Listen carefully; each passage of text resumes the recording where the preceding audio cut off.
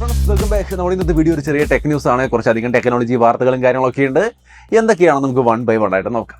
ആദ്യത്തെ വിഷയം 6G 5G തന്നെ എത്തിയിട്ടില്ല അല്ലേ? അതിനിടയിൽ 6Gയുടെ കാര്യം, അതെ, ജിയോ 6Gയുടെ കാര്യങ്ങളുമായിട്ട് മുമ്പോട്ട് പോവുകയാണ്. അവർ പല ടീമുകളുമായിട്ട് പല കൊളാബറേഷനുകൾ നടത്തുകയാണ് 6Gയുടെ ഡെവലപ്മെൻറ്റിന് വേണ്ടിയിട്ട്. 6G വേണമെന്ന് പറയുമ്പോൾ ഉടനെ അങ്ങ് 6G ഉണ്ടാവില്ല. അപ്പോൾ അതിന് വേണ്ടുന്ന ഒരുപാട് കാര്യങ്ങൾ ചെയ്യാൻ വേണ്ടി അതിൻ്റെ പ്രൊസീജിയേഴ്സൊക്കെ അവർ ആരംഭിക്കണം. പല കൊളാബറേഷനും കാര്യങ്ങളൊക്കെ സെറ്റ് ചെയ്തുകൊണ്ട് 6Gയുടെ കാര്യങ്ങൾ നോക്കി തുടങ്ങിയിരിക്കുന്നു ജിയോ. ഇത് 5G, ഓൾറെഡി 5G നല്ല സ്പീഡാണെന്ന് നമുക്കറിയാം. ആ 5Gയുടെ 100 ഇരട്ടി സ്പീഡ് ഉണ്ടാവും എന്നൊക്കെ പറയുന്നു. അത്രയും പവർ കൂടുതലാണ് അത്രേ 6Gക്ക്. എന്തായാലും നല്ല ഇൻട്രസ്റ്റിംഗ് ആയ ഒരു കാര്യം തന്നെ. ജിയോ അത്രയധികം ഫ്യൂച്ചറിസ്റ്റിക് ആയിട്ട് കാര്യങ്ങൾ ചെയ്യുന്നത് കാണുമ്പോൾ സന്തോഷം. നമ്മൾ നമ്മളെ സംബന്ധിച്ച് വളരെ അപ്ഗ്രേഡഡ് ആയ ഒരു സെറ്റപ്പിലേക്ക് താമസിയാതെ എത്താൻ പറ്റുമെന്ന് പ്രതീക്ഷിക്കാം. പിന്നെ 5Gയുമായി ബന്ധപ്പെട്ട് ഇന്ത്യയിൽ ഒരു സന്തോഷ വാർത്ത കൂടിയുണ്ട്. അതായത് നമ്മുടെ 5Gയുടെ സ്പെക്ട്രം കാര്യങ്ങൾ ലെവൽ എല്ലാം ഒരു ബാലൻസ്ഡ് ആയ, എയർക്രാഫ്റ്റിനൊന്നും വേറെ പ്രശ്നമില്ലാത്ത രീതിയിൽ വളരെ ബാലൻസ്ഡ് ആയ, സ്റ്റേബിളായ, സേഫായ ലെവലിലാണ് നിൽക്കുന്നത് എന്നാണ് നമുക്കറിയാൻ കഴിഞ്ഞിട്ടുള്ളത്. സോ അതൊരു നല്ല വാർത്തയാണ്. കാരണം US-ലൊക്കെ നമ്മളിപ്പോൾ ചില ഇഷ്യൂസ് കഴിഞ്ഞ ദിവസങ്ങളിൽ കേൾക്കുകയുണ്ടായി. അതായത് അവിടേക്കുള്ള ചില ഫ്ലൈറ്റുകളൊക്കെ ക്യാൻസൽ ആയതിൻ്റെ കാരണമായിട്ട് പറയപ്പെടുന്നത് അവിടുത്തെ 5Gയുടെ സിഗ്നലുകൾ നമ്മുടെ പ്ലെയിനുകളൊക്കെ സഞ്ചരിക്കുമ്പോൾ അവരുടെ ഒരു നാവിഗേഷൻ സിസ്റ്റത്തിനെ കൺഫ്യൂസ് ആക്കുന്നു എന്ന തരത്തിലുള്ള വാർത്തകളാണ് വരുന്നത്. അതായത് അതിൻ്റെ സേഫ്റ്റിക്ക് പ്രശ്നമാകുന്ന തരത്തിൽ ഇവരുടെ 5G ഡിപ്ലോയ്മെൻറ്റ് അല്ലെങ്കിൽ 5Gയുടെ ഒരു സെറ്റപ്പ് കൂടിപ്പോയി എന്നാണ് പറയുന്നത്. സോ ഇന്ത്യയെ സംബന്ധിച്ച് അത്തരത്തിലുള്ള പ്രശ്നങ്ങളൊന്നുമില്ല. വളരെ സേഫായ ലെവലിലാണ് ഇന്ത്യയിലെ 5Gയും കാര്യങ്ങളൊക്കെ നിൽക്കുന്നതെന്നാണ് പറയുന്നത്. സോ വളരെ സേഫ്റ്റി കൂടി മുൻപിൽ കണ്ടുകൊണ്ട് അതുകൂടി പരിഗണിച്ചുകൊണ്ട് തന്നെയാണ് ഇന്ത്യയിൽ 5G വരുന്നത്. വളരെ നല്ല ശുഭകരമായ വാർത്തയാണ്. ജിയോ ആണെങ്കിൽ 6Gയുടെ കാര്യത്തിലേക്ക് നോക്കുന്നു, ഇന്ത്യയിൽ 5G ആണെങ്കിൽ സേഫ് ലെവലിൽ ഓവറോൾ കൊള്ളാം. നമ്മുടെ നെറ്റ്വർക്ക് സംവിധാനങ്ങൾ നല്ല രീതിയിൽ, ആരോഗ്യകരമായ രീതിയിൽ ഡെവലപ്പ് ആവുന്നു. ഇനി അടുത്ത ഒരു ഇൻട്രസ്റ്റിംഗ് ആയ നല്ല വാർത്ത എന്ന് പറയുന്നത് സാംസങ്ങിൻ്റെ S22ൻ്റെ ലോഞ്ച് അടുത്ത മാസം ഉണ്ടാവുമെന്ന് സാംസങ് അനൗൺസ് ചെയ്തിട്ടുണ്ട്. ഒഫീഷ്യലായിട്ട് തന്നെ അനൗൺസ് ചെയ്തിട്ടുണ്ട്. കൂടെ ടാബും ഉണ്ടായിരിക്കും. നമ്മൾ കഴിഞ്ഞ ദിവസം അത് പറഞ്ഞിട്ടുണ്ടായിരുന്നു ടെക് ന്യൂസിൻ്റെ ഇടയ്ക്ക്. ഇത് ഒഫീഷ്യലി അവർ കൺഫേം ചെയ്തിരിക്കുകയാണ്. കൃത്യമായൊരു ഡേറ്റ് ഇപ്പോഴും പറഞ്ഞിട്ടില്ല കേട്ടോ. February 8 എക്സ്പെക്ട് ചെയ്യുന്നത്. എന്തായാലും കൃത്യമായ ഡേറ്റിൻ്റെ അനൗൺസ്മെൻറ്റും കാര്യങ്ങളൊക്കെ വരുമ്പോൾ തന്നെ ഞാൻ അടുത്ത വീഡിയോയിൽ അത് അപ്ഡേറ്റ് ചെയ്യാം. അല്ലെങ്കിൽ ട്വിറ്ററിൽ നമ്മൾ ഓൺ ടൈമിന് അപ്ഡേറ്റ് ചെയ്ത് വിടുന്നുണ്ട്. ഇനി അടുത്തൊരു കാര്യം, വാട്സപ്പിൻ്റെ ഒരു അപ്ഡേറ്റ് ആണ്. വാട്സപ്പിൽ ഓൾറെഡി നമുക്കറിയാം ഐഫോണിൽ നിന്ന് ആൻഡ്രോയിഡ് ഫോണിലേക്ക് വാട്സപ്പ് ട്രാൻസ്ഫർ ചെയ്യാമെന്ന് പറയുന്നത് ഇപ്പോൾ സാംസങ് ഫോണുകളിലേക്ക് ട്രാൻസ്ഫർ ചെയ്യാമെന്ന് പറയുന്നത് വളരെ ഈസിയാണ്. ഇപ്പോൾ കേബിൾ വെച്ചുകൊണ്ട് നമുക്ക് ഈസി ആയിട്ട് ചെയ്യാം. തിരിച്ച് ആൻഡ്രോയിഡ് ഫോണുകളിൽ നിന്ന് ഐഫോണിലേക്കും ഇനി വളരെ ഫാസ്റ്റ് ആയിട്ട് ചെയ്യാൻ പറ്റുമെന്നാണ് പറയുന്നത്. അതായത് ട്രാൻസ്ഫർ ചെയ്യാൻ വാട്സപ്പ് ഇതിൽ നിന്ന് മാറ്റിയിട്ട് ഐഫോണിലേക്ക് മാറ്റണമെങ്കിൽ ഇനി മുതൽ ഈസി ആയിരിക്കും എന്ന രീതിയിലുള്ള വാർത്തകൾ വരുന്നു. ചില സ്ക്രീൻഷോട്ടുകൾ നിങ്ങൾക്ക് ഇവിടെ കാണാം. ഇതുകൊണ്ട് അർത്ഥമാക്കുന്നത് ഈസി ആയിട്ട് നമുക്കിനി ആൻഡ്രോയിഡിൽ നിന്ന് iOS-ലേക്കും iOS-ൽ നിന്ന് ആൻഡ്രോയിഡിലേക്കും ഒക്കെ മാറാൻ പറ്റുന്ന തരത്തിലേക്ക് കാര്യങ്ങൾ മാറുകയാണ്. ഇതുവരെ അത് പോസിബിൾ അല്ലായിരുന്നു കേട്ടോ. അതാണ് ഈ ഒരു വാർത്തയുടെ പ്രാധാന്യം എന്ന് പറയുന്നത്. സോ എന്തായാലും നല്ല രീതിക്ക് ആൻഡ്രോയിഡ്, iOS, വാട്സപ്പ് ട്രാൻസ്ഫർ നടക്കുമെന്നാണ് മനസ്സിലാവുന്നത്. ബട്ട് അപ്പോഴും നമുക്ക് നോർമലി ആൻഡ്രോയിഡ് ടു ആൻഡ്രോയിഡ് മാറുന്ന പോലെ വളരെ ഫാസ്റ്റായിട്ട് ക്ലൗഡ് ബാക്കപ്പ് എടുത്ത് ഈസി ആയിട്ട് ക്ലൗഡ് റീസ്റ്റോർ കൊടുക്കുക എന്ന് പറയുന്നത് നടക്കുമെന്ന് തോന്നുന്നില്ല. കേബിൾ വഴി തന്നെ ആയിരിക്കും പരിപാടി. കുറച്ചും കൂടി അഡ്വാൻസ്ഡ് ആയിട്ട് കാര്യങ്ങൾ വരുമെന്ന് പ്രതീക്ഷിക്കാം. ഇനി അടുത്ത കാര്യം, ഓപ്പോയുടെ Reno 7 Pro ഇന്ത്യയിൽ ലോഞ്ച് ചെയ്യാണ്. ബോക്സി ഷേപ്പിലൊക്കെയാണ് ഫോൺ. നിങ്ങൾക്ക് ഇവിടെ കാണാം. ഫ്ലിപ്കാർട്ടിൽ ഇതിൻ്റെ ഒഫീഷ്യൽ പേജും കാര്യങ്ങളൊക്കെ വന്നിട്ടുണ്ട്. നല്ല സ്റ്റൈലിൽ ലുക്ക് ആയിട്ടുണ്ട്. ബട്ട് ആ 6 Proയുടെ കർവ്ഡ് ഡിസ്പ്ലേക്ക് ആയിട്ടുള്ള ആ ഒരു സംഗതി എനിക്ക് ഭയങ്കര ഇഷ്ടമായിരുന്നു. ഞാൻ കുറേ നാൾ ഉപയോഗിച്ചതാണ്. ബട്ട് ഇത് വരുമ്പോൾ ബോക്സി സ്റ്റൈലിലാണ് വരുന്നത്. ബട്ട് എന്തായാലും പുതിയ Reno 7 Pro വരികയാണ്. പ്രൈസ് 47,000 രൂപ റേഞ്ചിലാണ് കേൾക്കുന്നത്. ഒരു ഓപ്പോ ഫോൺ എന്ന രീതിയിൽ നല്ലൊരു യൂസർ എക്സ്പീരിയൻസ് നമുക്ക് എക്സ്പെക്ട് ചെയ്യാം. എന്തായാലും 47,000 രൂപ റേഞ്ചിൽ വരുമെന്ന് കണക്കാക്കപ്പെടുന്നു ഓപ്പോ Reno 7 Pro. പോക്കോ F4 ഒരു കിഡിലൻ സെറ്റപ്പ് ആയിരിക്കും ഇന്ത്യയിലേക്ക് വരാൻ പോകുന്ന പോക്കോ F4 എന്നാണ് കേട്ടിട്ടുണ്ടായിരുന്നത്. അത് മുമ്പേ കുറച്ച് നാളായിട്ട് കേട്ടുകൊണ്ടിരിക്കുകയാണ്.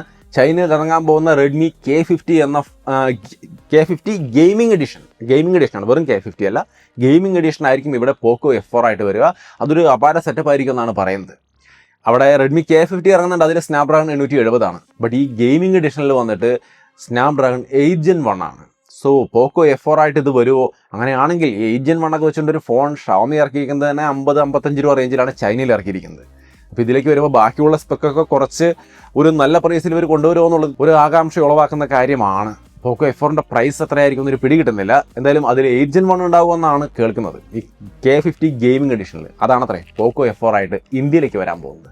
ഇനി മറ്റൊരു ഇത്തിരി കൗതുകകരമായ ഒരു വാർത്ത എന്ന് പറയുന്നത്, ചൈനയിൽ iPhone 13 യൂസേഴ്സിന് പിങ്ക് സ്ക്രീൻ ഇഷ്യൂ. ചൈനയിൽ, വേറെ എവിടെയുമില്ല, ചൈനയിലുള്ള ടീമിന് അവരുടെ ഫോണിൻ്റെ സ്ക്രീനിൽ പിങ്ക് കളർ വരികയാണ്.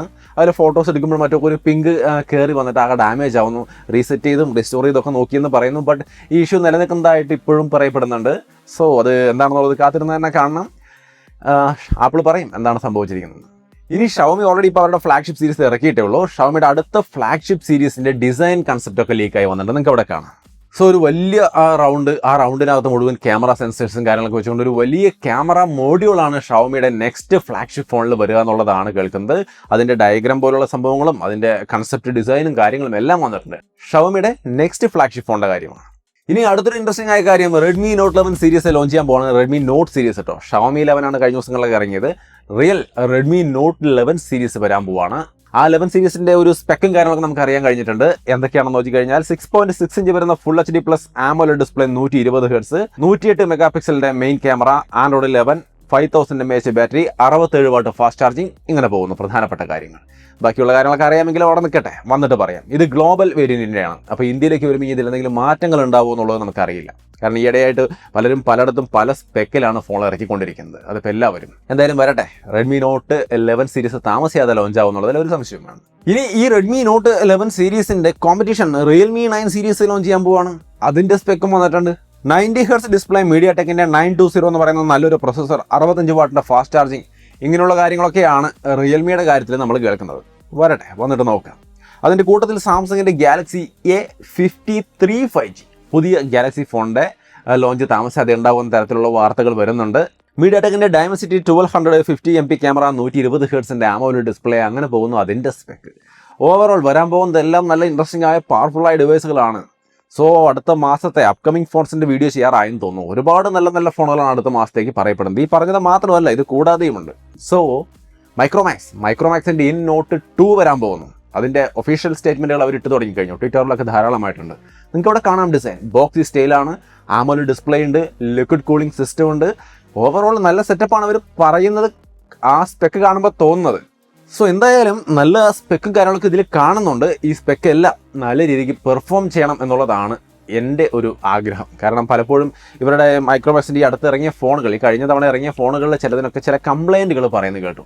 സോ എൻ്റെ കയ്യിൽ കിട്ടിയിരുന്ന യൂണിറ്റിനും ചില ഇഷ്യൂസൊക്കെ ഉണ്ടായിരുന്നു, ഞാൻ തിരിച്ചയച്ചിട്ടുണ്ടായിരുന്നു അവർക്ക്. സോ ഇനി വരുന്ന ജനറേഷനെങ്കിലും നല്ല ഡീസൻ്റായ ക്വാളിറ്റിയിൽ വരണമെന്നാണ് ഞാൻ ആഗ്രഹിക്കുന്നത്. കാരണം ഒരു ഇന്ത്യൻ ബ്രാൻഡിൻ്റെ ഒരു നല്ല ഇന്ത്യൻ ഫോൺ വാങ്ങിച്ച് ഉപയോഗിക്കുക എന്ന് പറയുന്നത് ഒരുപാട് പേർക്ക് ആഗ്രഹമുള്ള കാര്യമാണ്. സോ ഒരു നല്ല ക്വാളിറ്റി, നല്ല പെർഫോമൻസും അത് തരാൻ കഴിയുകയാണെങ്കിൽ തീർച്ചയായിട്ടും ഒരുപാട് പേര് സന്തോഷത്തോടു കൂടി ഈ ഒരു ബ്രാൻഡിൻ്റെ ഫോണുകളെ സ്വീകരിക്കും. ലാവയുടെ ഫോണുകളും വരുന്നുണ്ട്, നല്ല ക്വാളിറ്റി, അതാണ് ഇവർ തരേണ്ടത്. കുറേ വലിയ സ്പെക്കൊന്നും ഇല്ലെങ്കിൽ നിങ്ങൾക്ക് എന്ത് തോന്നുന്നു? നിങ്ങളുടെ അഭിപ്രായങ്ങൾ തീർച്ചയായിട്ടും കമൻറ്റായിട്ട് ഷെയർ ചെയ്യാം. കൂടുതൽ ടെക്നോളജി വാർത്തകളും മറ്റുമൊക്കെ ആയിട്ട് നമുക്ക് അടുത്ത ഒരു വീഡിയോയിൽ കാണാം. എന്തായാലും ഈ വീഡിയോ ഇഷ്ടപ്പെട്ടാൽ ലൈക്ക് ചെയ്തും ഷെയർ ചെയ്തും നമ്മളെ സപ്പോർട്ട് ചെയ്യാം. ഒപ്പം തന്നെ നമ്മുടെ ചാനൽ ഇതുവരെയായിട്ടും സബ്സ്ക്രൈബ് ചെയ്തില്ലെങ്കിൽ മറക്കാതെ സബ്സ്ക്രൈബ് ചെയ്യാം. വീണ്ടും മറ്റൊരു വീഡിയോ ആയിട്ട് കാണാം. ബൈ.